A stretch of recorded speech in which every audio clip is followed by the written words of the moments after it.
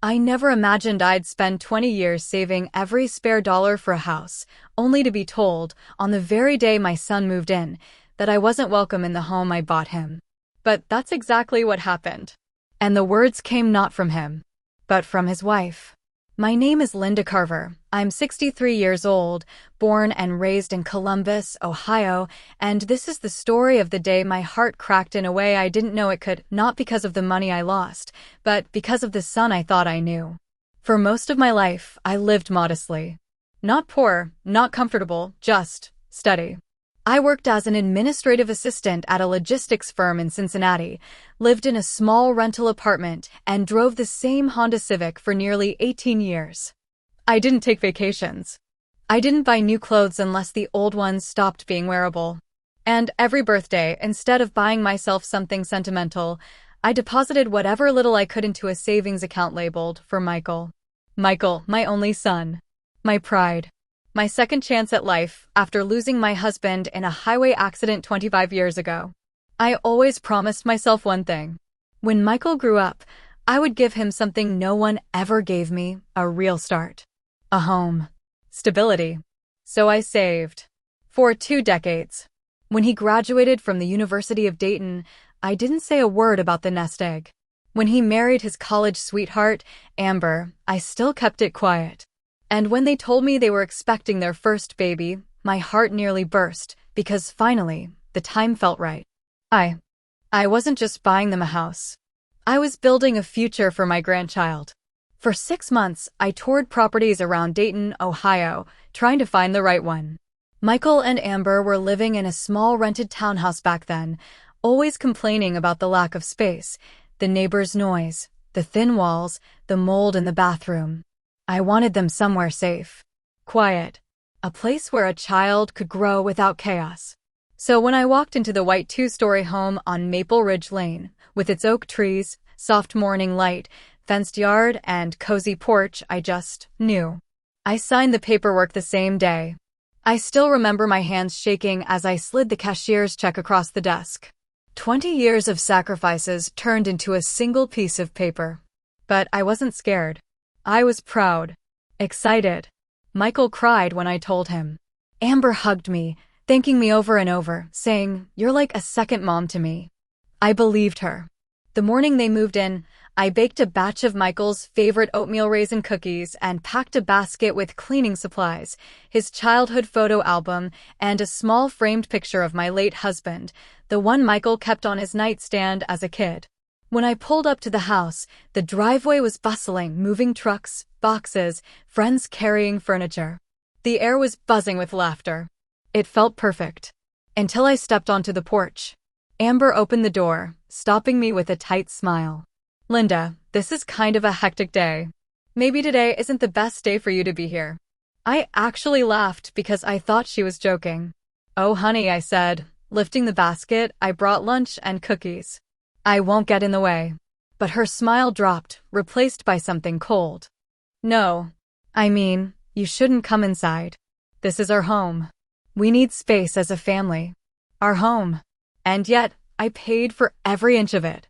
Before I could respond, she stepped forward, lowering her voice. "Michael and I talked. We agreed it's better if you don't come by unannounced. Or, at all. Not for a while." I felt the world tilt. "Amber, what? Why would?" She crossed her arms. "Because you overstep. And I don't want that in my house." Her house. And suddenly, the 20 years I spent saving felt like nothing.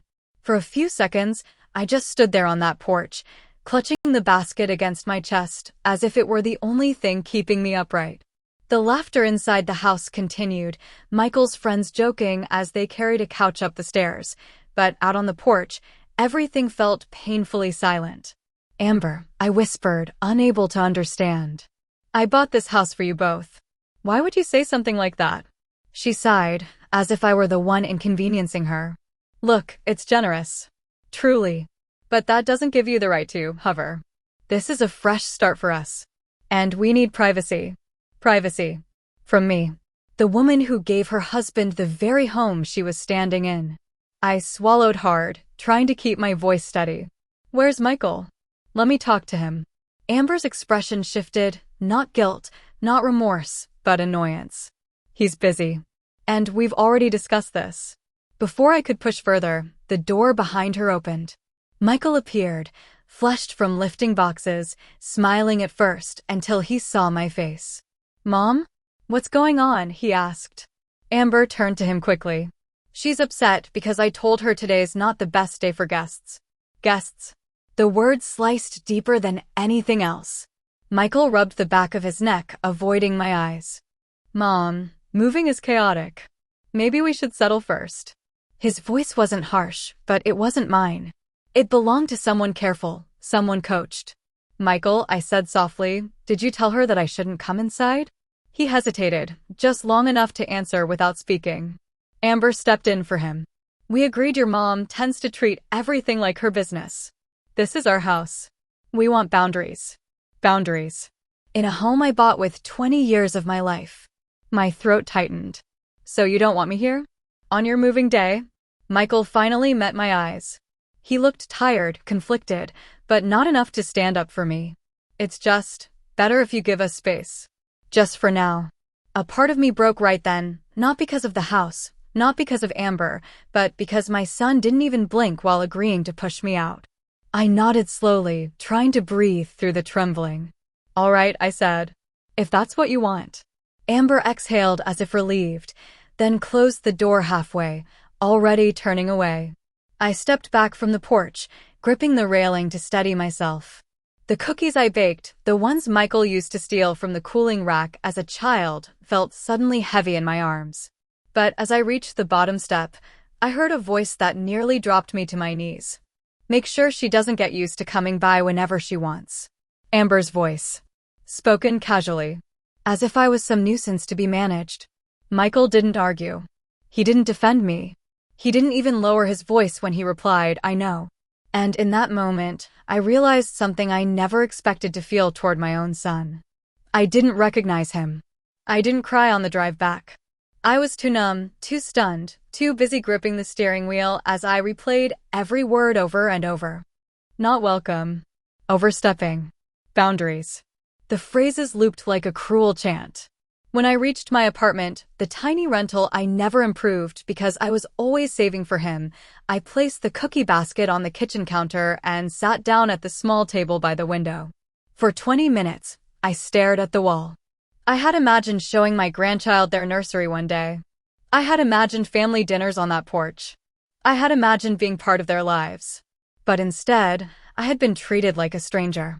No, worse. A burden. And still, part of me clung to hope. Maybe Amber was stressed. Maybe Michael was overwhelmed. Maybe tomorrow would be different.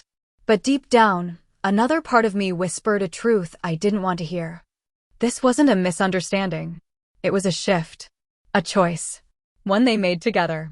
The next day, I woke up to a quiet apartment, too quiet. I kept glancing at my phone, expecting a message from Michael. Maybe an apology. Maybe an explanation. Maybe something that would soften the sting of yesterday. But nothing came. By noon, the silence had grown so loud it filled the whole room. I finally texted him. "Hey, sweetheart, hope the move went well. Do you need anything today?" 3 dots appeared. Then disappeared. Then, nothing.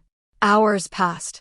It felt strange how quickly a 20-year sacrifice could turn into something inconvenient to them. I reminded myself that Michael wasn't cruel. He had always been gentle, soft-spoken, the boy who hugged me tightly after his father's funeral and promised he'd take care of me one day. But people change. Or maybe they bend for the wrong person until they snap into someone unrecognizable. A week later, Michael's coworker posted photos on Facebook, pictures of a small housewarming gathering. Balloons, food, laughter. Dozens of guests. And right in the center of one picture, Michael and Amber smiling, holding a decorative wooden sign that read, "Home Sweet Home, the Reynolds family." Reynolds. Amber's last name, which Michael took after marriage. I had known he took her name, but seeing it carved into the wood of the house I bought felt like someone rubbing salt on an open wound. Still, what hurt most wasn't the sign. It was the fact that I wasn't invited at all. My heart stuttered when I saw the caption. "Thanks to everyone who made our housewarming special." Everyone. except the woman who paid for the house. My fingers hovered over the screen. I wanted to confront him, but I didn't. I didn't want to be the overbearing mother they already decided I was. So I closed the app. Days turned into a quiet routine of pretending to be busy. I cooked dinner for one. I reorganized the pantry for the sake of feeling control. I knitted a baby blanket even though my hands trembled with every stitch. I lived in two worlds. One where I pretended everything was normal, and one where my son lived in a house he refused to let me enter. But longing is a tricky thing. It whispers to your pride. It begs you to bend, to forgive first, to reach out again. So one afternoon, after overthinking myself dizzy, I decided to call him. He answered on the third ring. "Hey, Mom." His tone wasn't warm, but it wasn't hostile either. It was neutral. And neutrality can hurt more than anger. "Hi, sweetheart," I said softly. I was wondering if I could stop by this weekend? Just to see the house? Maybe bring dinner." A pause. A long one. Then, "Amber doesn't think that's a good idea right now. Amber doesn't think. Amber doesn't want. Amber decides." "Michael," I said carefully, "I'm not trying to intrude. I just want to see you. And this house means a lot to me." He sighed. "Mom, we appreciate what you did. But the house is ours now. We want to enjoy it without feeling watched or judged." "Watched?" My voice cracked. "Honey, I've never." "You kind of do," he interrupted, softer than before, but firm. "You always have opinions. You always notice things." Amber feels uncomfortable. I felt my breath hitch. Opinions. Noticing things. That was motherhood. That was love. That was care. But to them, it was interference. I ended the call politely, thanking him for being honest, even though every word felt like another needle pushing deeper. When I hung up, the air in my apartment felt heavy, almost suffocating. I sat on the edge of my bed, staring down at my hands, older now, wrinkled, softened by time, but hardened by sacrifice. I realized something painfully clear. I wasn't excluded by accident. I was excluded intentionally. Amber didn't just dislike me. She wanted me kept out of their life, out of my grandchild's life, permanently. And Michael. He let it happen. He allowed a woman who had known me for 5 years to erase the woman who had raised him for 32. That night, as I lay awake listening to the distant hum of traffic outside, I made a promise to myself. If they were going to shut me out, then I needed to find out why, and whether I had truly done something wrong, or whether something darker was happening beneath the surface. And the answer came sooner than I expected, from a place I never imagined. 2 weeks later, life handed me the truth in the most unexpected way, not through Michael, not through Amber, but through a cashier at the Kroger grocery store on Miller Lane. I was paying for a few essentials, bread, soup, dish soap, when the cashier, a young woman named Haley, recognized me. She had gone to high school with Michael. "Mrs. Carver," she asked with a warm smile. "I saw Michael and Amber the other day. They were shopping for baby stuff." "Congratulations." My heart fluttered. Baby stuff? Amber hadn't told me she was pregnant again. I hadn't even known about the first appointment. "Oh," I said gently. "Did they say how far along she is?" Haley's smile faded slightly. Actually, Amber mentioned they're really stressed financially. She said they were on their own now and had to tighten everything because they got no help from family." No help. No help. The words sank into my bones like ice water. I had bought them a house, paid for every square foot, and they were telling people they had zero family support? I felt my throat close. "She said that?" Haley nodded. "Yeah. She said they didn't want to depend on anyone because the people around them weren't supportive." Supportive. Amber was rewriting the entire story, erasing my sacrifice while painting herself as the victim of a mother-in-law who never helped. That's when something inside me cracked open, not from sadness this time, but from the first flicker of anger. Because I knew what was happening. Amber wasn't just distancing me. She was rebranding me. Turning me into someone people shouldn't like, shouldn't trust, shouldn't welcome. I thanked Haley, walked to my car, and sat behind the wheel, staring at the steering column as the truth formed slowly. Amber wanted to cut me out completely. Not with a fight. Not with the honesty of confrontation, but with a story. A narrative where I was the problem. And Michael was believing her. The next morning, fueled by equal parts heartbreak and determination, I drove to Maple Ridge Lane. Not to fight. Not to demand entry. But to see with my own eyes what I had been excluded from. The neighborhood was quiet, mid-morning sun spilling over the manicured lawns. Their house looked peaceful, white siding, trimmed bushes, a wind chime on the porch gently tapping in the breeze. I didn't even make it to the steps. The front door opened abruptly and Amber stepped out with a bag of trash. When she saw me standing at the edge of the walkway, her expression tightened into something sharp and territorial. "What are you doing here?"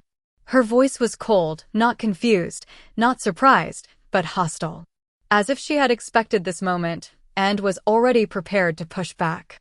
"I just wanted to check in," I said softly. "I heard you're expecting again. I wanted to say congratulations." Her jaw flexed. She crossed her arms over her stomach, not protectively, but defensively. "We didn't tell you because it's early. And because we don't want added stress." Stress. Meaning me. "I'm not here to cause problems, Amber," I continued gently. "I've never tried to control your life. I just want a relationship with my son. And my grandchild."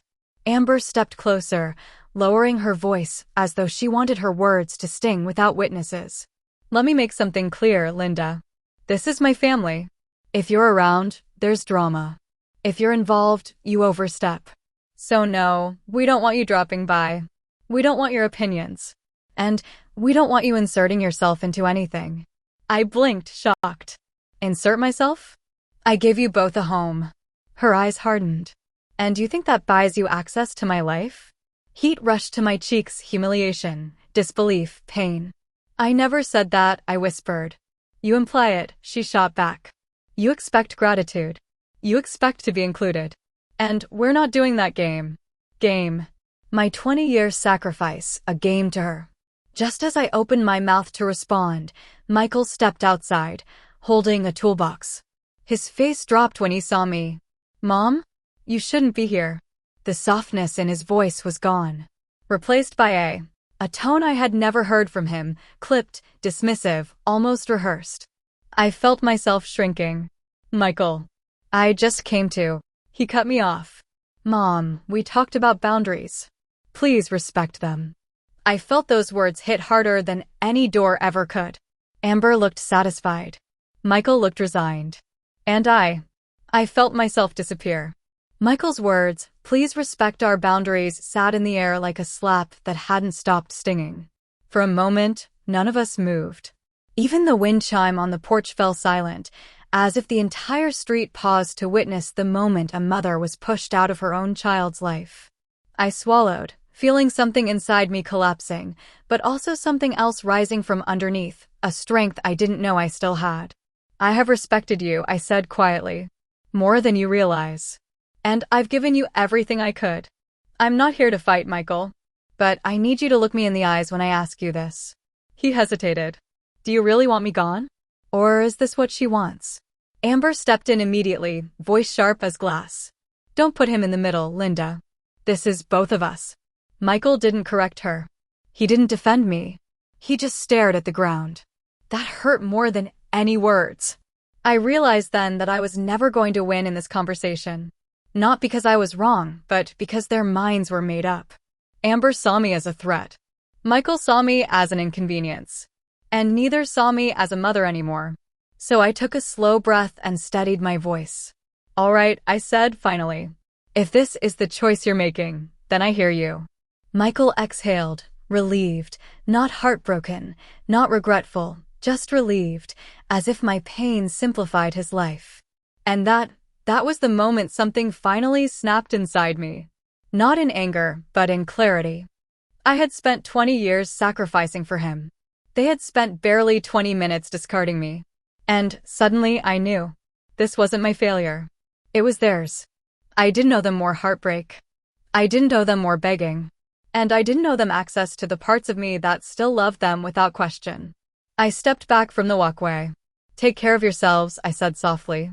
"And please, take care of the baby." Amber crossed her arms. "We always do." Michael didn't hug me. He didn't even step closer. He just nodded and turned back inside. As they shut the door, I stood there staring at the house I had poured 2 decades into, not realizing until that moment that I didn't feel pride anymore. I felt grief. I felt shame. I felt used. But beneath all of that, I felt something unexpected. Freedom. Because they had pushed me away so forcefully, I no longer had anything left to lose. That evening, after hours of sitting in silence at my kitchen table, I opened a folder I hadn't looked at since the day I bought the house, the paperwork, the deed, the bank receipts. My hands trembled, not with sadness, but with realization. I had bought the house in my name. I had never transferred the deed. I had never signed it over. I had meant to, eventually. After the baby. After settling. After seeing how things went. But now the house legally belonged to me. And suddenly, their behavior made more sense. They wanted me gone. Permanently. They wanted control. They wanted distance without consequences. But they had forgotten something. You cannot exile a woman from a house she still owns. I leaned back in my chair, breathing deeply as the storm inside me settled into something intensely calm. I didn't want revenge. I didn't want to hurt them, but I did want respect. And the only way to get it now was to stop giving them everything without boundaries of my own. The next day, I received a message from Amber. Not a call. Not a visit. A text. Please don't come by again. We need peace for the baby and our home. Hope you understand. And then a second text. Also, can you send us $500? We're short this month. I stared at the screen for a long, still moment and felt the last thread snap. They didn't want me. They wanted my sacrifices. My silence. My money. But not me. And that was the day I made the decision that would change everything about our relationship going forward. The decision I never thought I'd make as a mother, but one I finally made as a woman who had reached her breaking point. That night, with Amber's message still glowing coldly on my phone screen, I made the quietest, yet most powerful, decision of my life. I wrote a letter. Not angry, not emotional, just honest. I told Michael that I loved him, that I always would, but I could no longer keep giving myself to a place where I was unwelcome. I explained that the house was still legally in my name, but that I had no desire to take it from him. He could keep it, fully and freely, on one condition. He must no longer ask anything from me. Not money. Not favors. Not sacrifices. Only silence, peace, and distance, the very things he and Amber had demanded. The next morning, I dropped the letter in their mailbox and drove away without looking back. Hours later, Michael called. He didn't yell. He didn't argue. His voice was trembling. Mom, I didn't know she was asking you for money. I didn't know she said those things at the store. I didn't know. But I had heard enough over these past weeks to know the truth. He did know. Maybe not every detail, but enough to stay silent. I love you, Michael, I told him gently. But love doesn't survive where it isn't respected. There was a long pause, then a quiet, broken whisper. I'm sorry, Mom. I believed he meant it. But apologies don't rebuild what's already burned down. I kept my word. They kept the house. I kept my boundaries. And somewhere in the quiet of my small apartment, I finally discovered something I hadn't felt in months. Peace, the kind that comes when a mother finally chooses herself.